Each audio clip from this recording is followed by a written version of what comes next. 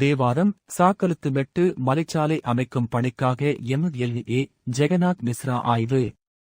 தேனி மாவட்டம் தேவாரம் பகுதியில் இருந்து கேரள மாநிலத்தை இணைக்கும் சாக்கலுத்துமெட்டு மலைச்சாலையை அமைக்க வலியுறுத்தி கம்பம் சட்டமன்ற உறுப்பினர் ஜெகநாத் மிஸ்ரா பொதுமக்களுடன் இணைந்து வனப்பகுதியில் நடைபயணம் மேற்கொண்டு ஆய்வு செய்தார். தமிழகம் மற்றும் கேரளாவை இணைக்கும் முக்கிய சாலைகளாக குமுளி சாலை, கம்பம்மெட்டு சாலை மற்றும் போடிமெட்டு சாலை தற்போது பயன்பாட்டில் உள்ளன.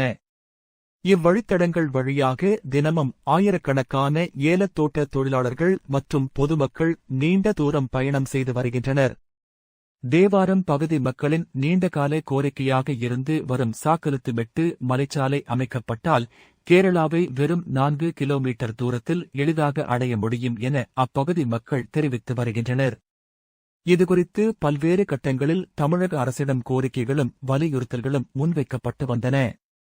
இந்நிலையில் பொதுமக்களின் கோரிக்கையை ஏற்று கம்பம் தொகுதி சட்டமன்ற உறுப்பினர் ஜெகநாத் மிஸ்ரா வனப்பகுதியில் நடைபயணம் மேற்கொண்டு சாலை அமைக்க ஏதுவான பகுதிகளை நேரில் ஆய்வு செய்தார். மேலும் கேரள எல்லை வரை சென்று அங்குள்ள ஏலத்தோட்ட தொழிலாளர்கள் மற்றும் தோட்ட உரிமையாளர்களை சந்தித்து கருத்துக்களையும் கேட்டறிந்தார்.